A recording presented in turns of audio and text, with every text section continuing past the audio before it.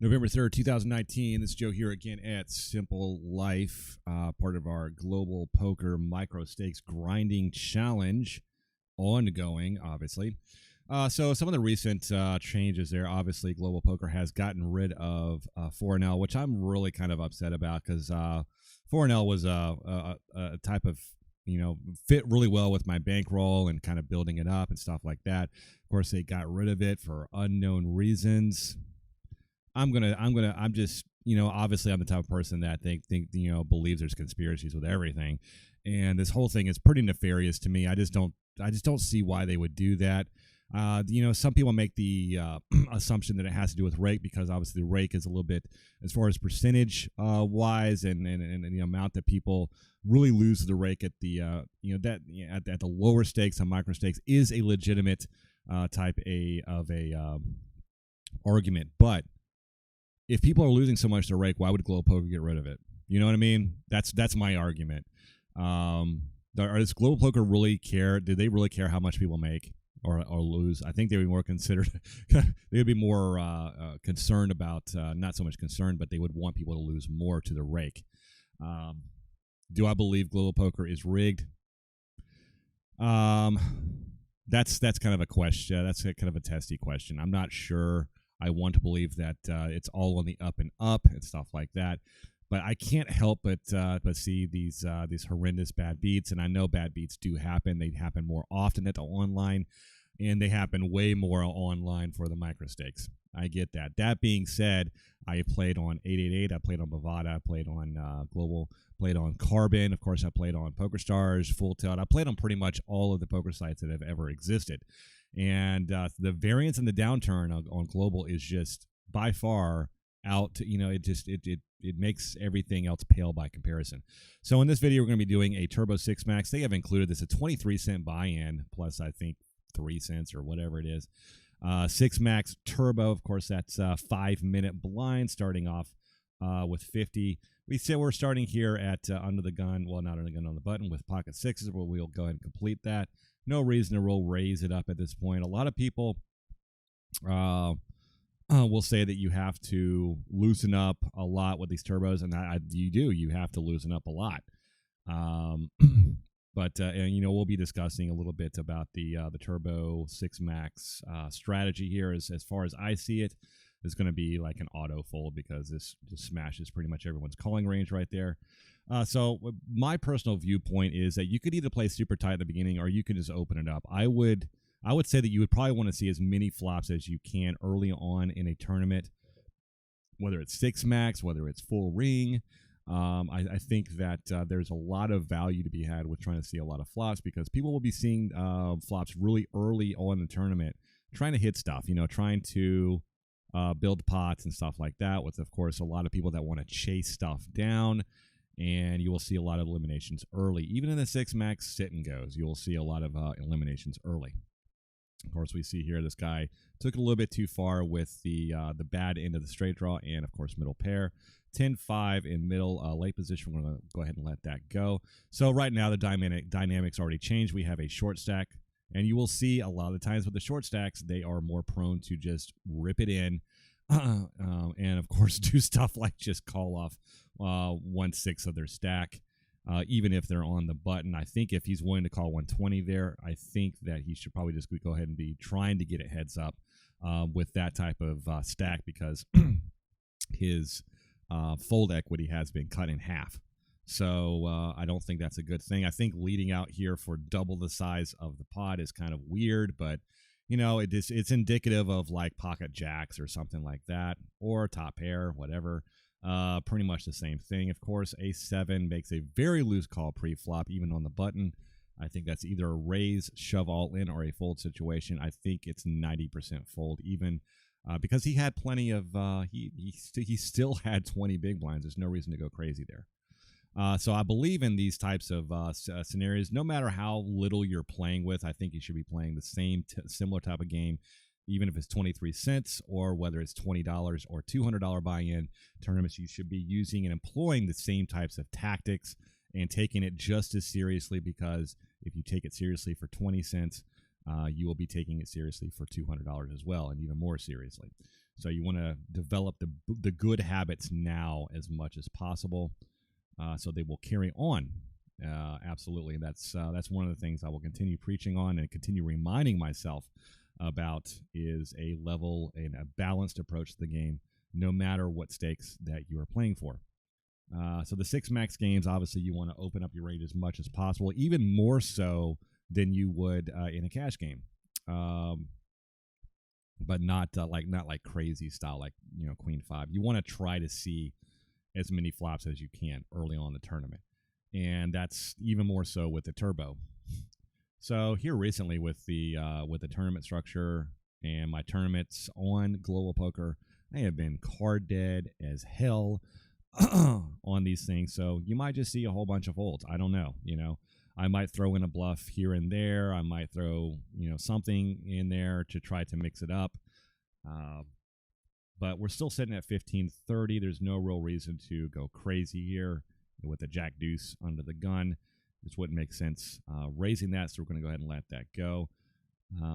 I think most people at these sit and goes, they're a little bit loose, especially pre-flop. But most of the time, if they don't really hit the flop too hard, they're just not going to continue as much as they would be in a cash game. It's just that's something that you need to be c-betting a lot more in the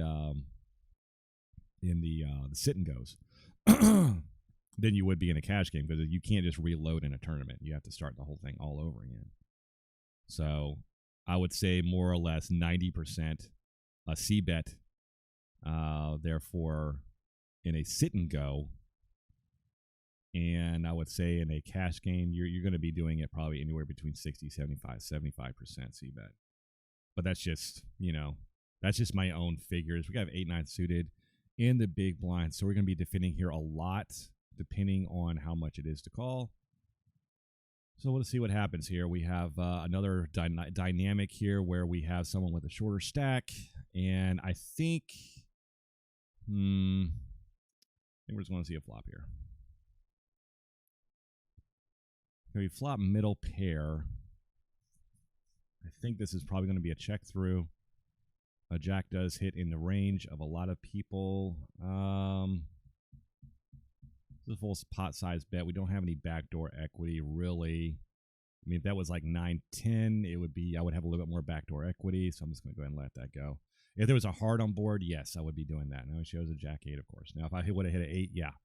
Like I said, you have to think about what your opponent has. If they have a jack, if they do have a jack, then they might have jack 9 or jack 8. It's very possible. You have to think about what your opponent might have, and if your outs might be dirty. So that was a kind of a trivial easy fold there. Some people might make that call. I believe a lot of people would make that call, and might end up stacking off with middle pair, no kicker, which can be the downfall. So, I mean, we're still looking good. 30-60 with 3.5 minutes left in the blinds. Excuse me. Sitting with a little over 20 big blinds. So our M count is still pretty good. So we don't really need to.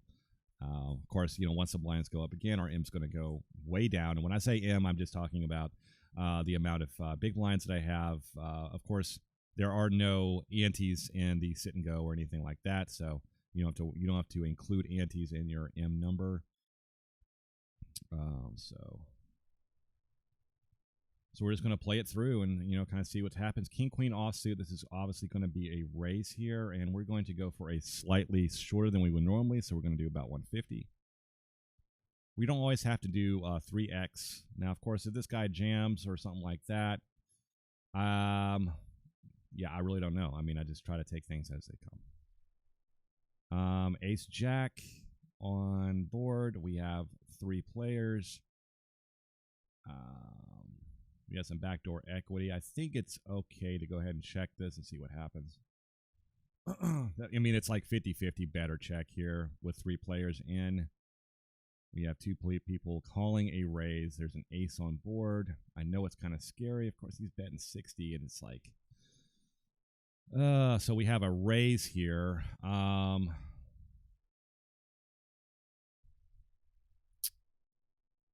Yeah, I'm just going to go safe route and just fold, because he might just go ahead and shove this. if he has anything on that board.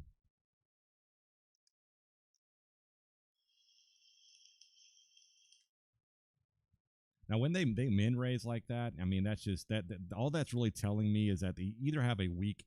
Okay, they have that. All right. Yeah, that they completely smashed that flop. But what I was going to say is that it's kind of polarized. They either smashed it, they have a weak ace, and they want to see where they're at. And that's pretty much it. They either have a weak ace or they completely smash the flop.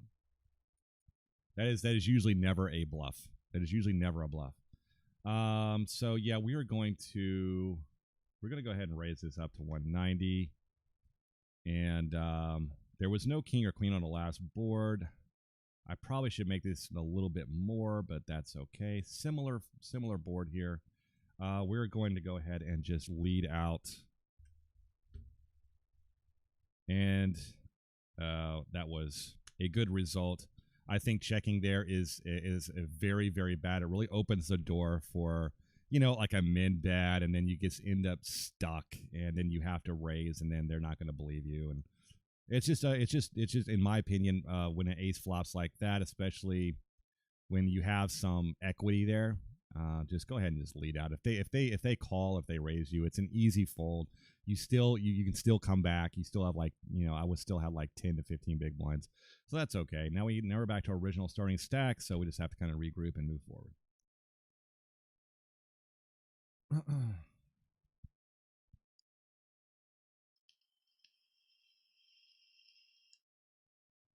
So in the six max games, there's only 2 places paid. So you're really not trying to squeeze into anything. That's common mistakes there, especially in the mid. Excuse me, coughing a lot today, but you're really trying to get to. You're not trying to eke your way into any kind of place. Your objective is to win, and only win. If you're playing a MTT multi-table tournament, then you can try to squeeze into certain places and play a little bit tighter. That's just not how it works at sit and goes, especially six max, because there's only 2 places paid rather than 3 in a full ring. So you just have to be gung ho with a lot of the stuff and be a little bit more bold than you would be even in a cash game or anything else. As this is one of the most variable types of formats here with sit and go. Six max sit and goes are very, there's a lot of variance and a lot of volatility that goes along with these sit and goes. So remember that. That's why it's really important to stay within your bankroll. Don't just buy into a site for $20 and try to start playing $1 sit and goes. You'll be broke in no time. I guarantee you'll be broke in no time. If you want to play $1 sit and goes, buy in for $100. That's what you need to do. You need 100 buy-ins for sit and goes or any kind of tournament for that matter. I would say sit and goes, you probably want to do the 0.25, 25% more that I always recommend at 125. 4 deuce offsuit is going to be a easy fold. Queen 5 against ace 9, flopped him, well, almost dead. All right, so the ace 9 pulls it through. All right, so we're down to 3. I'm actually short stacked here compared to this other person, so I have to be way more aggressive. I cannot limp in here, and raising is it's not good. So anytime I have a suited king or something like that, if they call, that's fine, whatever, but I have to start gambling at this point. I really do. I have to start gambling. I only have 15 big blinds. Blinds will be going up, and of course the blind's going to be hitting me every other hand or every 1/3 of the time, so 2/3 of the time. So do not have a choice on being picky about the hands I play. I have to play a lot more aggressively, and it has to be all in at this point. I think a lot of people make the mistake of doing min raises and stuff like that when they had 10 big blinds. It makes no sense. It makes no sense, and you will see a lot of people get mad when you go all in with 10 big blinds, and they just don't have a good understanding of the game. They see Phil Hellmuth min raise with 10 big blinds, and they're like, "Oh, okay, well that makes sense." That doesn't make any sense. It makes absolutely no sense. I will never agree with that. If you're down to 10 big blinds, you're in a push or fold situation. You cannot just limp into anything. You cannot limp. Now, the only other time to, now if you're in the big blind, and if you have a hand like pocket deuces or something like that, I would consider, that's a push. I would probably say you know, ace 5 suited. Well, maybe like jack 10 or something like that. You might be able to just see a flop first before you make a decision. Very limited types of situations that you would want to be completing, even in the small blind or whatever there with, when you have like 10 big blinds. So we have a gut shot here. I think this is worth just putting a pot size bet out there and taking it. Well, that didn't happen, so that's fine. We're just going to go ahead and shut down here. That was an insta call. Not sure what that means here. Like he could very easily be floating with an ace. Of course, I do not have much equity here, so I'm just going to go ahead and let it go. People love floating with aces, and there's nothing wrong with that. Floating with aces, that's something that you have to do. We're just going to go ahead and let this go. We're very short stacked. We have about 10 big blinds, 11 big blinds now. Pocket 3 this is an auto all in. That just goes without saying. If they have a bigger pocket pair, the odds that they have a pocket pair here is pretty low. But we want to get it heads up, and we want to be able to build our stack back up. And that was very unfortunate. But I hit the 3, just have to fade a 4. All right, so we doubled up. We are back in good situation here. The dynamic is obviously changing, and that is what we are looking for. Three-handed here. I could reshove here, but I think we're just going to go ahead and take a flop here with the ace jack. Not a very good flop for us. Of course, they do an instant check back, which is kind of weird. So we're just going to go ahead and check. The queen is not a good good river card for me. All right, so it does work out. They were just kind of steaming a little bit with the ace-7. I don't blame them for raising. That's perfectly fine as well. So we're going to go ahead and just complete here with the king-jack. It probably should be a 3-bet, but, I mean, I really don't feel like getting it all in with king-jack. Okay, so that's going to be a fold.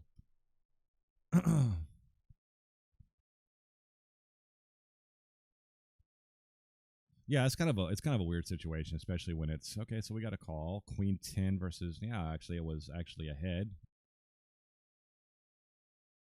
Okay, well, that was unfortunate. Yeah, so we're heads up, we're in the money. That's perfectly fine. It's a good situation. I don't know why he decided to call it off with queen 10. Maybe he was just in love with the fact that it was suited. That's perfectly fine as well. So yeah, we're going to go ahead and min raise this with queen 10. Flop a queen.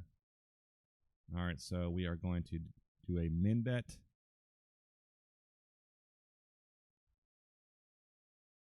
And that doesn't work, so that's fine. We have to be a little bit more aggressive here because we are kind of short stacked when we're going to be raising most buttons. All right, so we're going to be raising the 10-8 here. And the only reason why I do that is because I believe that I can outplay this person most of the time. When it has now, I have no equity here, so I'm just going to go ahead and let it go. But I believe that if I didn't believe that I could probably outplay this person, I would probably just go be jamming everything. But I'm getting to the point where I'm probably going to have to start doing that anyway, just because. So we're going to do a regular. Just don't try to switch it up too much, because we don't want them to start thinking. Now we do have some diamond equity here as well. We have the ace, so we're going to do that 150 again, see what happens. Just try to do the same thing we did before, Okay, so she's going to call. I can't really put her now. I really hope that she does have an ace here. King Jack is a possibility, I guess. We're going to make it a little bit more expensive for her to see the river, so it's going to be 400. I still have all right, so when she goes all in here, I can't. There's no way I can fold this hand. I do have a set of queens. I do have the backdoor diamonds just in case if she's already hit a flush. There's no way I can get away from this, so it's going to be a call. Okay, so she just had the rag ace, and that's fine, Not exactly sure why she decided to freak out there, but you see that a lot with the micro stakes. They're really scared that they're going to get outdrawn, but of course she was completely outdrawn there and drawing dead. So there's no reason to do that. She was either way ahead or way behind there. There was no reason to do that. That was either just a call or a fold. I mean, it doesn't really make much sense. I can't really put her on a flush, a king, or a jack. But like I said, I'm either way ahead or way behind in this situation. It's kind of hard to put her on a queen, like queen 10 or something like that, even though I don't block that. I think I'm ahead, so just check it down. You know, there's no reason. I have a bluff catcher. That's about it. 10 deuce. We're going to go ahead and just complete and try to see a cheap flop. I have not seen her raise that much. I'm just assuming that's a female, but we're just going to go ahead and check it through. We do have some backdoor diamond equity. I can rep this king as well, which I'm about to do. Especially when you have that ace, you know, so it's highly unlikely they have an ace, and if they check on that king, that is just opening the door for you to do that, to do what I just did. So we're going to check this, the ace 5. We do have some equity here with the ace, so we're just going to go ahead and check it, switch it up a little bit. I normally would be betting out here. All right, so we hit an ace. We are not going to automatically bet this. I want to give her an opportunity to bluff this, but she hasn't shown a tendency to really semi-bluff or bluff in any position. So, yeah, I'm going to do something that doesn't really make sense. I'm going to do a full pot size bet. Maybe she's a thinking player. She hit the king. She'll probably call it. Nope, didn't work. That's fine. The 10-6 offsuit. I think this really kind of needs to be a raise here. She goes over the top. We can just easily fold. Which she's shown the tendency to do that, but that's fine. I do flop bottom pair on a very, very draw-heavy wet board. That's going to be hitting her calling range there. Of course, she leads out for 150. I can peel one and kind of see what comes, but more than often, I'm going to be shutting down on the turn and not calling any further bets.